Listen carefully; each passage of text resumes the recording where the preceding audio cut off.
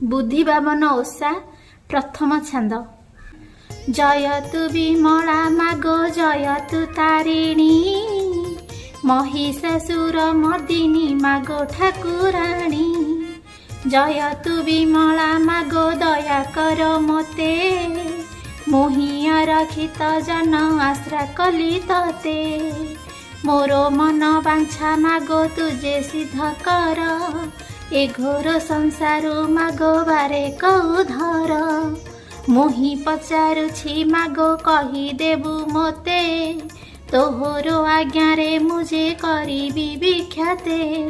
बुधेई कहती पुणी विमला को चाही, ओसार जेतेक विधि कुह महामाई। विमला कहती एबे शुण गो बुधेई, जे जहा मना से ताहा अवश्य जे पाई। विमलाई कहती जे बुधेई की चाही, एही ओषा कले जे बहुत फल पाई। ए ओषार उपवास जेहु से करिब, अपुत्रिक होइथिले पुत्र से पाइब।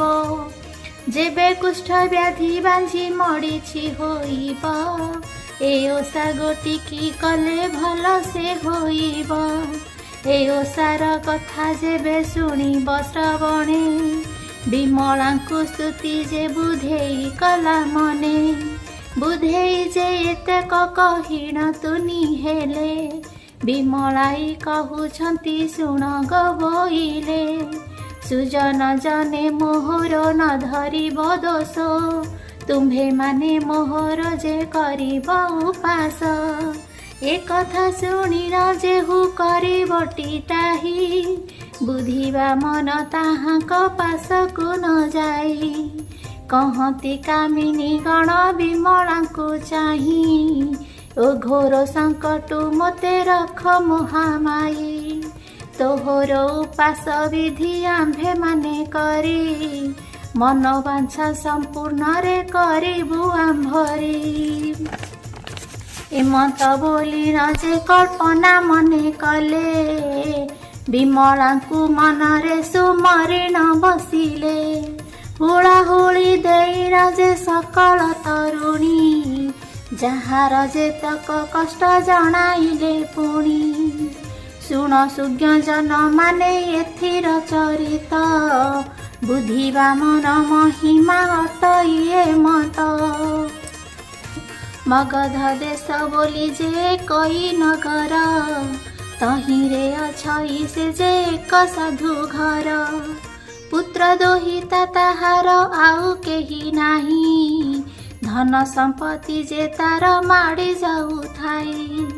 एमत मनरे सेहु दुखित होइण, काहार पाखरे सेहु न बसई पुण। सेही राज्यर समस्त नर नारी माने, विचार त करिथांती ताहाकर मने। एक दिन करे सेही एकई जे जन, सकाळु उठी साधुर चाहिला बदन। बोइला आजी मोहर दुष्कृत होइला, केउ जोगे आजी मोर रात्र पाहिथिला। मत कहि न गला कामिनी, साधु त बुढ़ा पचारिला पुणी। आहा विधाता मोते एहा कलु, एकाळे मोते एहा शुणाइलु। पूर्वरे केते पाप करिथिली, ए जन्मे मोहि अपुत्रिक हेली। एमते मने दुखित होइण, काहारी पासे न बसई पुण। एहा विचारी से घर को गला, पत्नीर आगे समस्त कहिला। पत्नी बोइला शुण आहे नाथ, कर्मरे बिहि लेखिछि जे मत। समस्ते कहिले यही वचन, काहा आगरे कहिबा हे पुण। एमते दुखरे बंचाई दिन, एथु अनंतरे सुजने शुण। एमते ताही केते दिन गला, भाद्रव मास आसी प्रवेशिला। जोगे से दिन आद्य बुधवार, बुधेई ओषा जे नाम ताहार।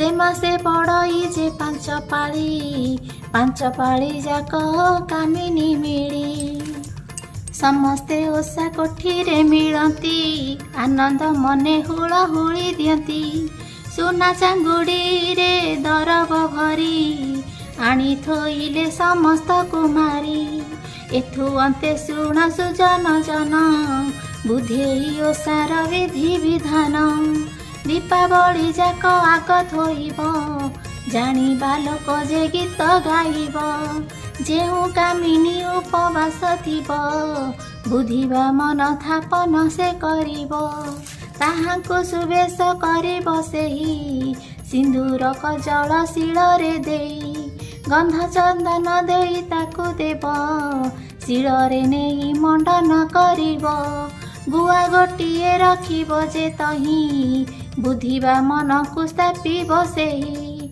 आनंद मनरे कथा शुणिब आनंद मने हुलहुली देव अर्घ्य नैवेद्य सकल बाड़ी कल्पना करिब मनरे बोली जेउ कामिनी जहा मनासिब बुधिबा मन जे ताहाकु देव एमत करी जे ओषा करिब अपुत्रिक नारी पुत्र पाइब अंध होइथिले चक्षु पाइब कुष्ठ होइथिले भल होइब एमत ओषार विधि सारिले कामिनी बाने बाहर होइले हुलहुली शुणी साधव नारी आंठुकुड़ा कथा मनरे धरी सखी की चाहि बोइले वचन ए ओषा को कले के बण गुण बुधिबा मन को ओषा करिब जहा मनासिब ताहा पाइब बोलोई चाहिए ओषा करिबी